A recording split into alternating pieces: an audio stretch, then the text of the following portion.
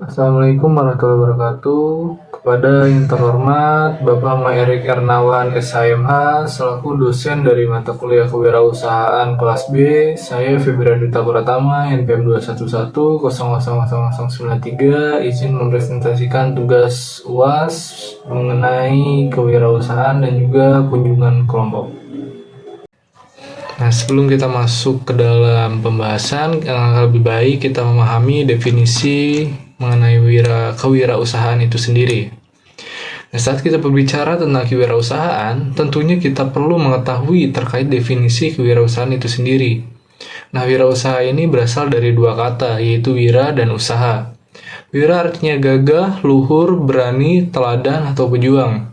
Sedangkan usaha artinya kegiatan yang dilakukan terus-menerus dalam mengelola sumber daya untuk menghasilkan barang atau jasa yang akan dijual untuk mendapatkan keuntungan.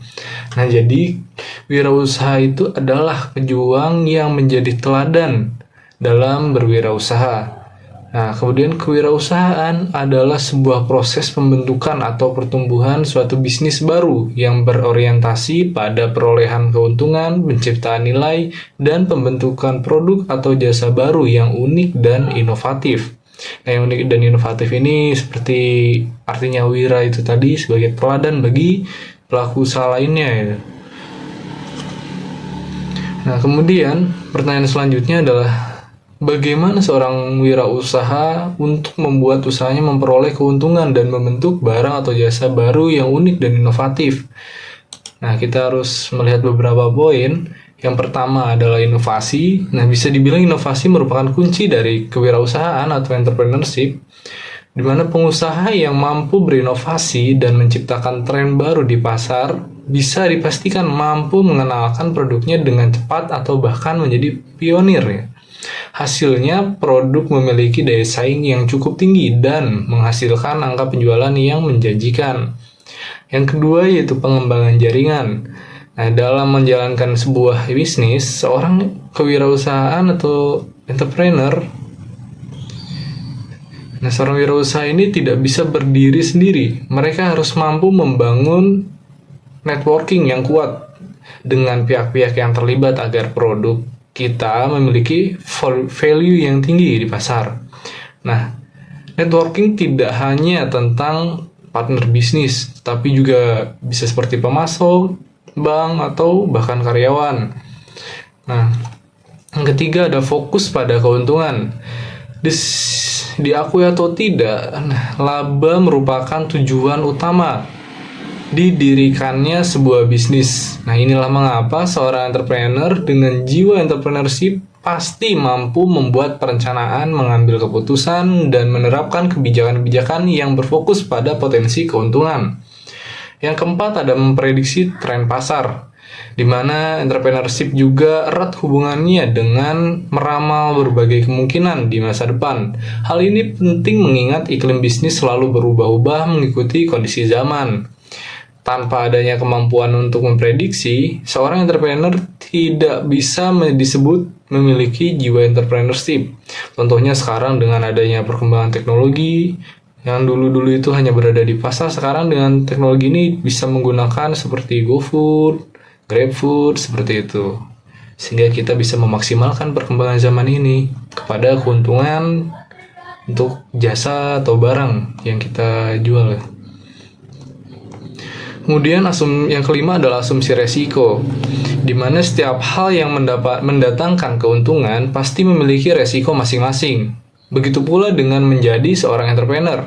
Jadi ketika kita memutuskan untuk membangun sebuah perusahaan dari nol, kita harus siap dengan segala risiko dan mampu membuat asumsi tentang risiko apa saja yang mungkin dihadapi.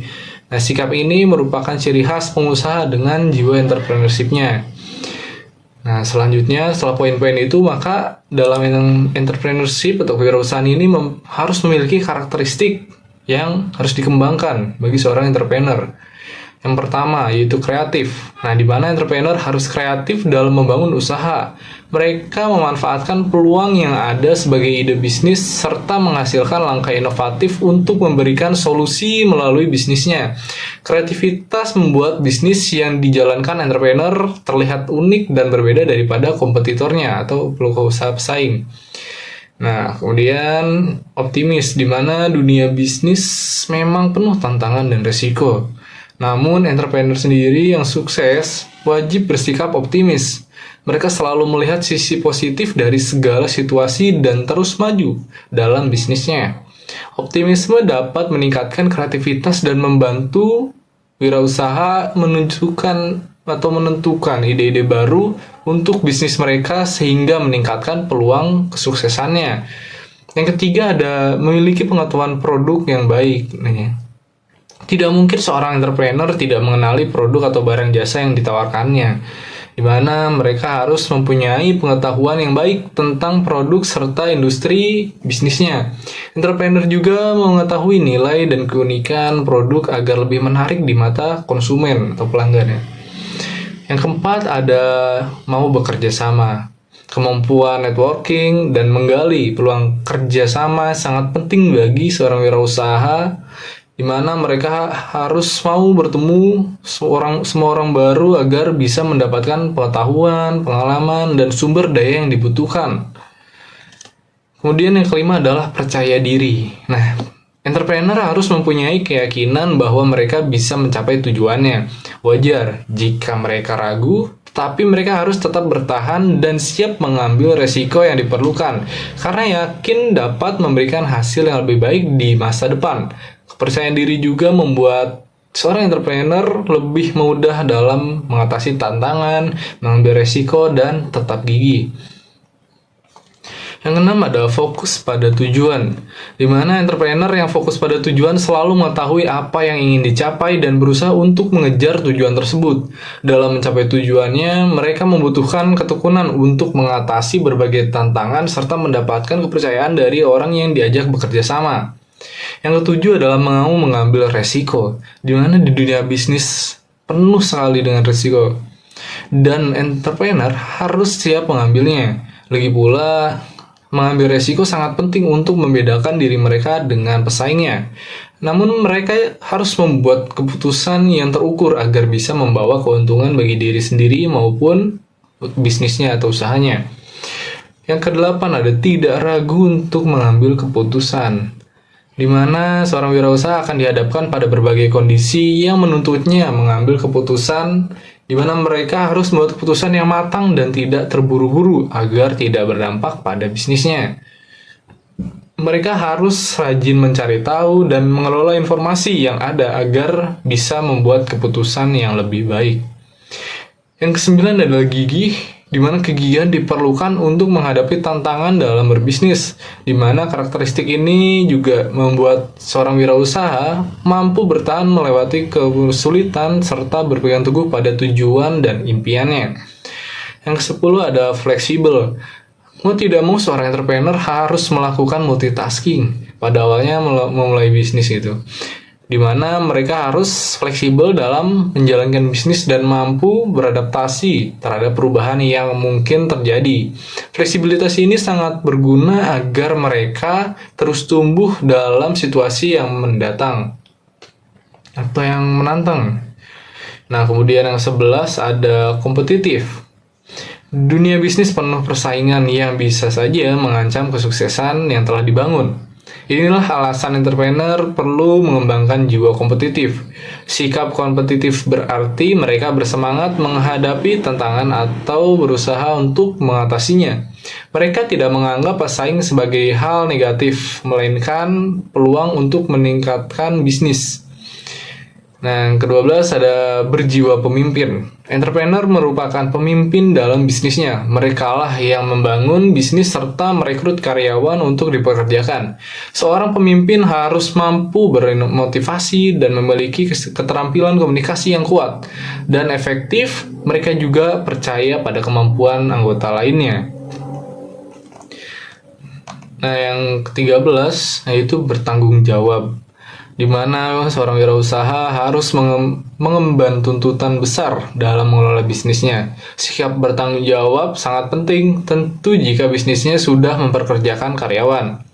Bertanggung jawab ditujukan melihat akan komitmen dan konsisten dalam menjalankan pekerjaan atau bisnisnya.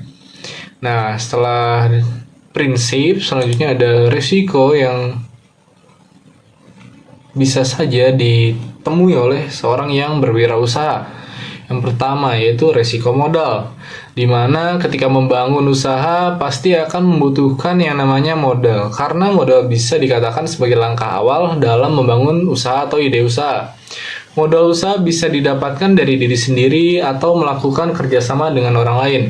Dengan modal usaha tersebut, tingkat penjualan diharapkan dapat meningkatkan supaya banyak keuntungan yang didapat sehingga modal akan cepat terjadi. Balik modal ya. Singkatnya, usaha tersebut akan mengalami kemajuan. Namun modal usaha yang dimiliki ternyata bisa memicu hadirnya resiko usaha. Resiko permodalan adalah suatu resiko yang muncul karena penjualan tidak kunjung meningkat sehingga menimbulkan kerugian. Jika usaha yang dibangun terus-menerus mengalami kerugian, maka akan sulit untuk mengembalikan modal awal, bahkan tidak menutup kemungkinan modal kewirausahaan akan habis. Oleh sebab itu, seorang wirausaha harus memerhatikan resiko permodalan ini. Kemudian resiko keuangan. Seperti yang kita tahu bahwa dalam membangun usaha membutuhkan uang. Terlebih lagi jika ingin mengembangkan usaha agar dikenal oleh orang banyak. Uang untuk membangun usaha bisa didapatkan dari modal awal dan keuntungan penjualan. Sedangkan untuk meningkatkan kondisi keuangan usaha dapat dilakukan dengan mencari orang lain yang mau melakukan investasi dan meningkatkan penjualan. Penjualan yang meningkat akan menambah keuntungan yang banyak dari keuntungan itulah keuangan usaha akan bertambah. Karena keuangan menjadi hal yang penting dalam membangun usaha, maka keuangan termasuk dalam resiko usaha. Resiko keuangan adalah resiko yang berhubungan dengan menurunnya penjualan.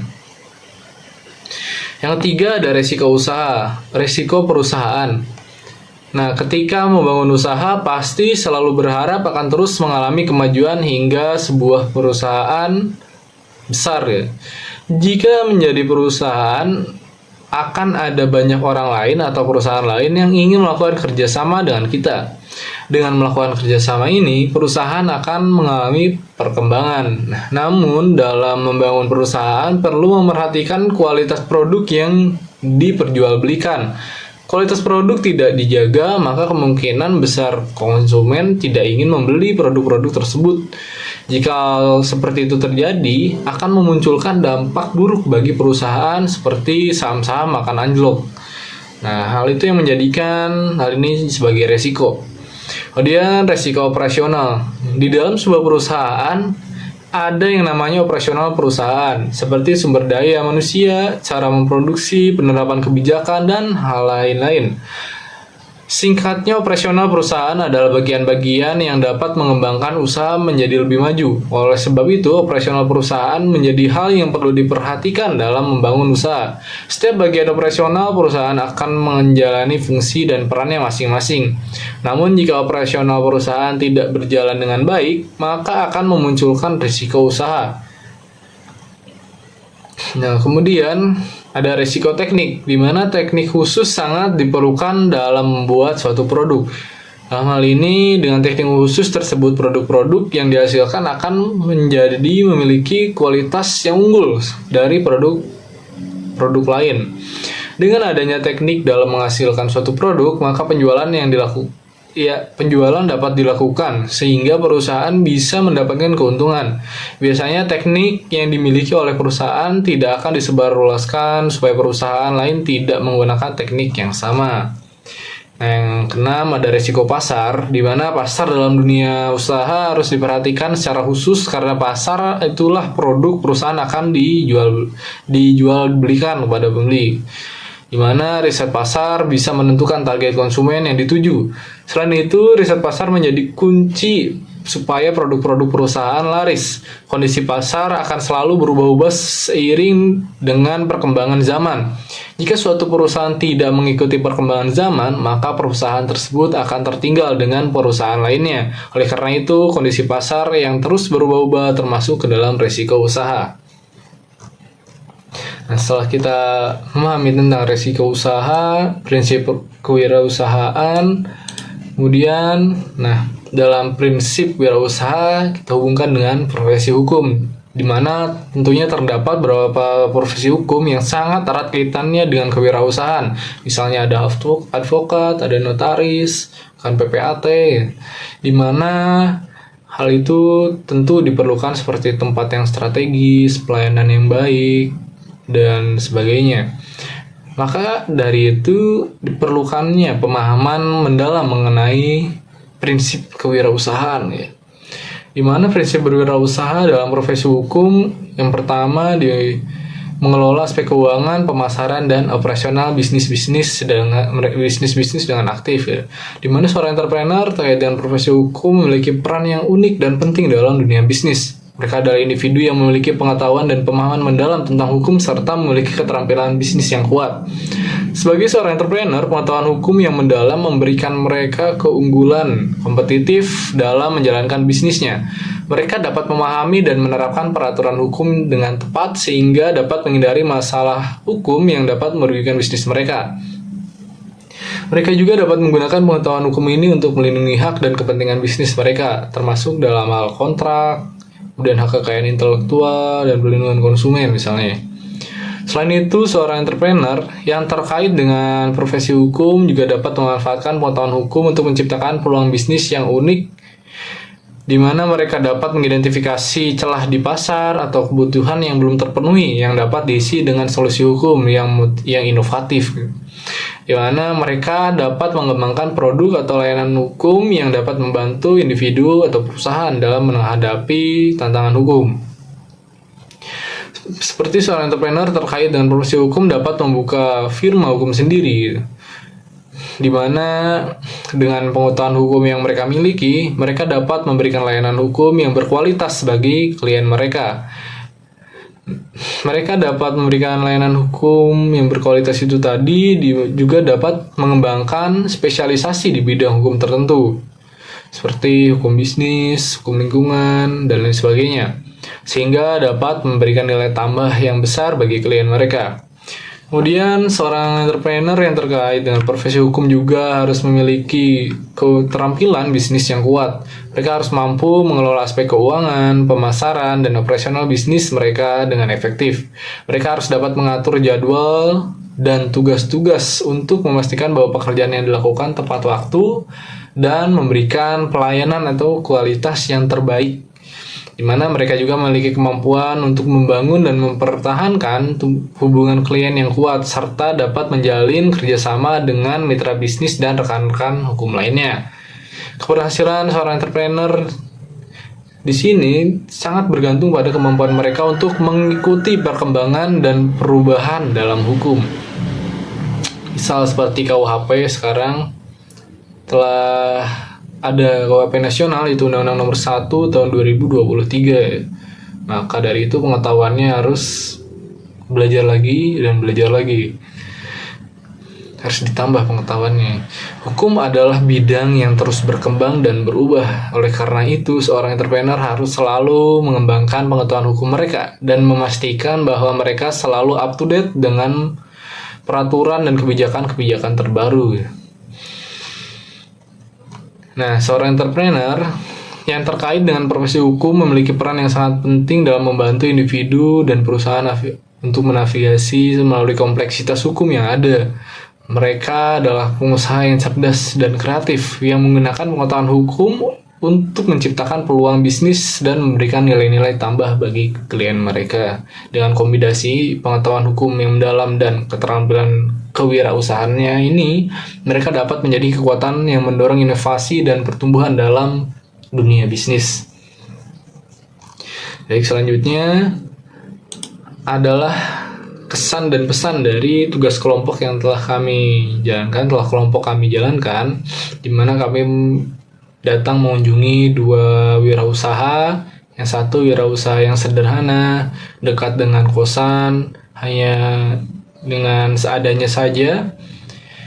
Di mana yang satu lagi adalah wirausaha yang telah memiliki 4 cabang dari bisnisnya. Di mana kesan dan pesannya yang pertama dari nasi padang yang sederhana yang dijual oleh Ibu Lia sebagai narasumber kami itu sangat inspiratif, di mana beliau membuat usaha itu untuk mencukupi kebutuhan sehari-harinya.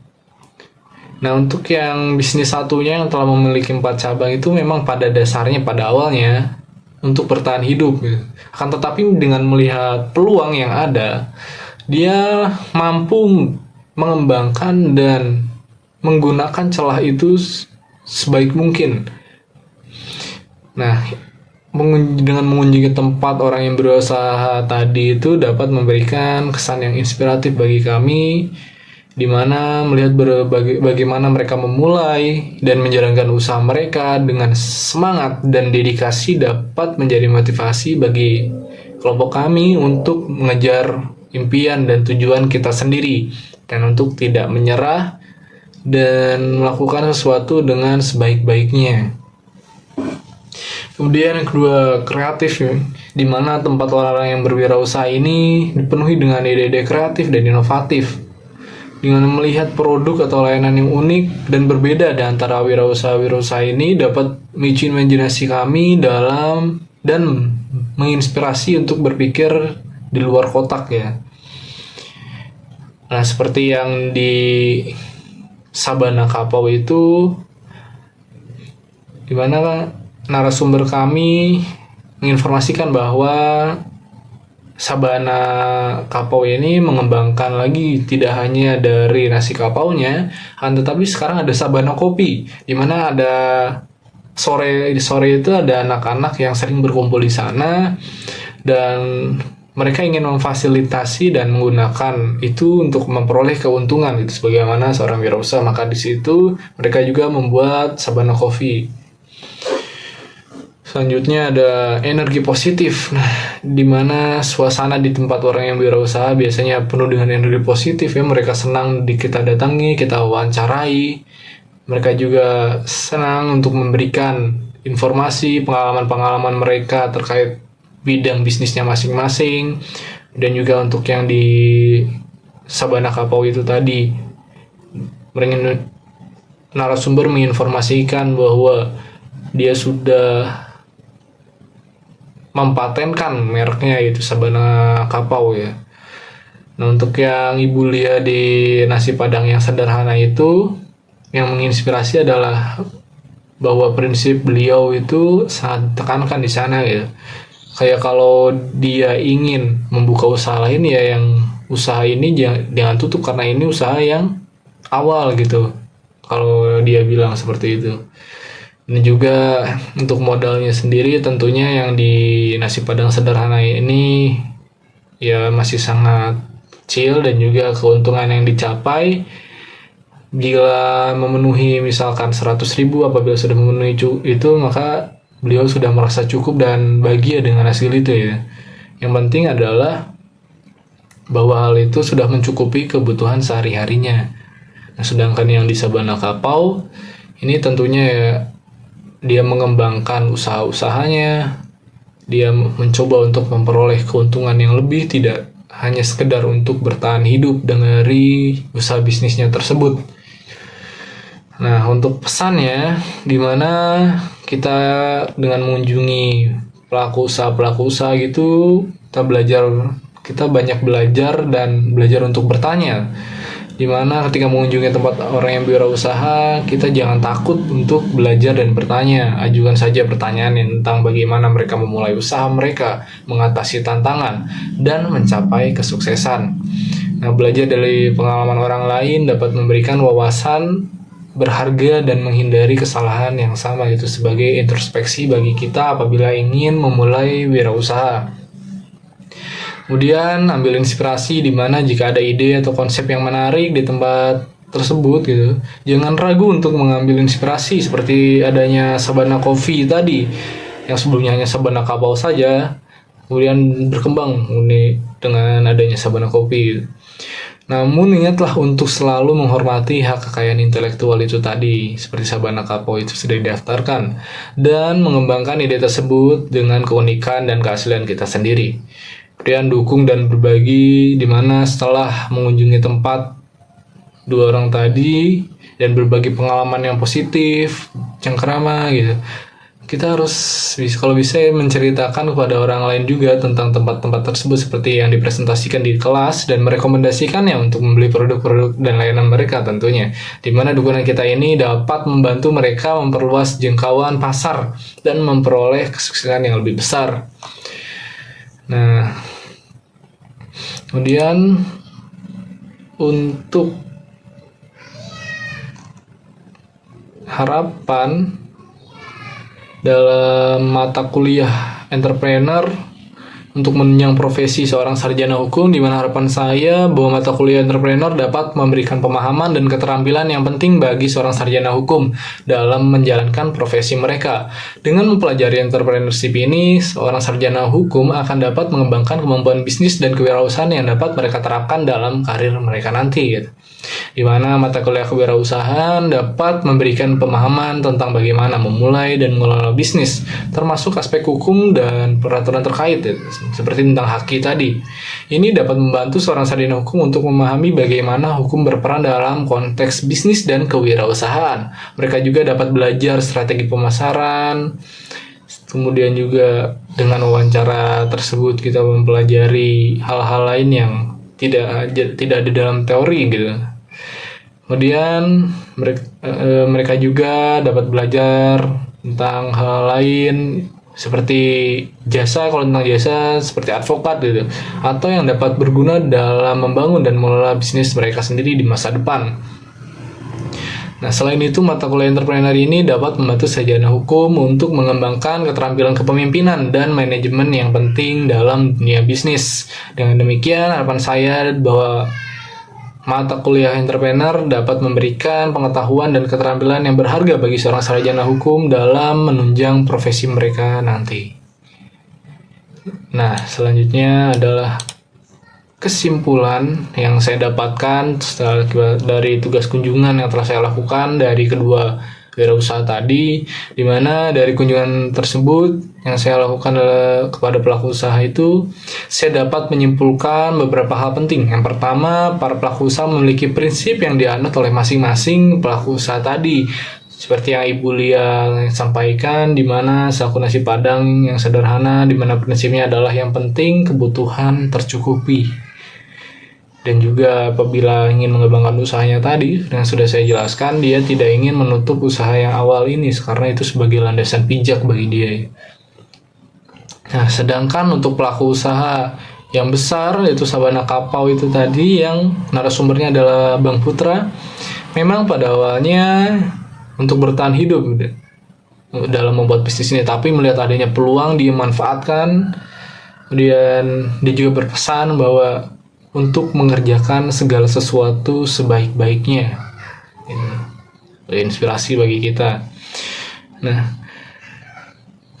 sehingga dalam tidak hanya itu, dia juga mencoba membuka kafe kan, seperti yang saya jelasin tadi, dan juga ada tempat cuci sepatu.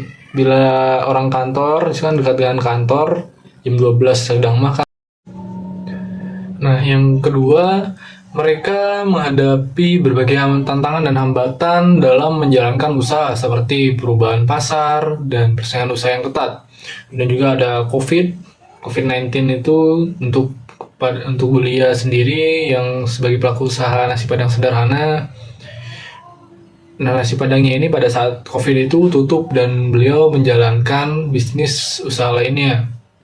Yang mana pada saat diwawancarai beliau tidak ingin menyebutkan bisnis apa yang dijalankan. Sedangkan untuk Sabana Kapau, pada Bang Putranya sendiri itu menjelaskan bahwa memang terjadi penurunan dari penghasilan yang didapatkan Tetapi beliau mencoba untuk meriset pasar kembali dengan adanya COVID ini, dan juga dengan bantuan teknologi, dengan adanya GoFood dan GrabFood itu juga sudah menjadi salah satu solusi dalam masa-masa COVID kemarin, di mana adanya pembatasan jarak gitu ya, tidak boleh berkumpul-kumpul seperti itu, jadi langsung diantar gitu menggunakan GrabFood atau GoFood. Nah, yang ketiga, di mana persaingan dari para pelaku usaha ini memiliki keinginan yang kuat ya, untuk mengembangkan usaha mereka dan berinovasi yang mana untuk memenuhi kebutuhan pasar yang terus berkembang. Kesimpulannya, kunjungan saya memberikan wawasan yang berharga tentang tantangan dan potensi yang dimiliki oleh kedua pelaku usaha ini, serta pentingnya dukungan seperti dari keluarga, karyawan, dan lain-lainnya, serta kerjasama dalam mendorong pertumbuhan bisnis yang sedang dijalankan. Sekian presentasi dari saya, mohon maaf apabila ada kesalahan. Wassalamualaikum warahmatullahi wabarakatuh.